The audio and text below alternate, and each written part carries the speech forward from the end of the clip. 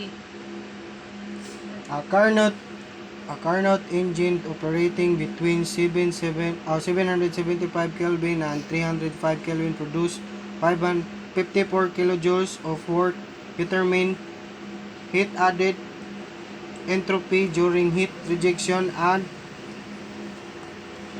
efficiency. Given is T1 775 kilojoules, T2 305 kilojoules, Kelvin, work 54 kilojoules. A, mag-solve sa sa efficiency. Thermal minus T3 T1 times 100.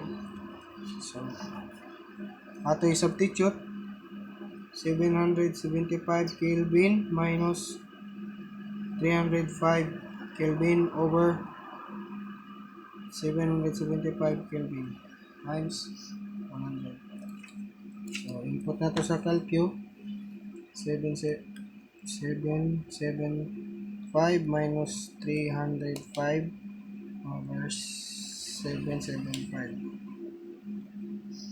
times 100. So, kuha tag 60.64. 60.64. Ato i-round up 65%. Then, diyan natin makakuha sa heat added. So, formula sa heat added is work net over thermal efficiency times 100.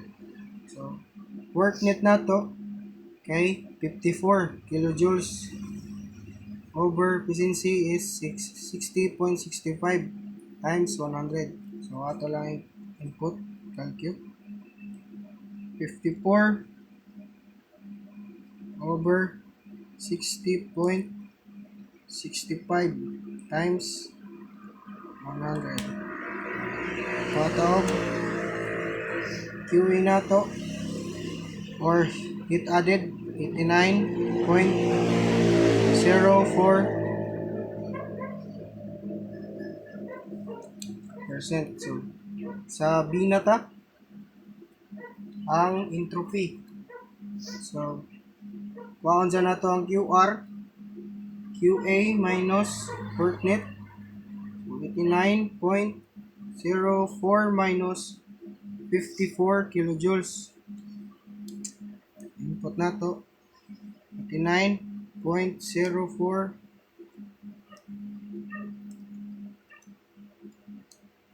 minus 54. Kuha tao, 35 0. kilojoules.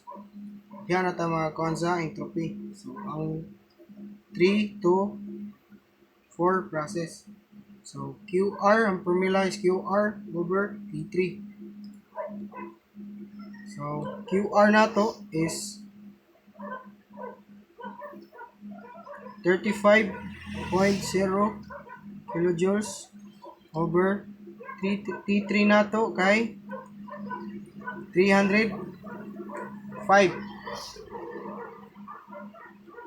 So, 305. Ito lang input sa calcu.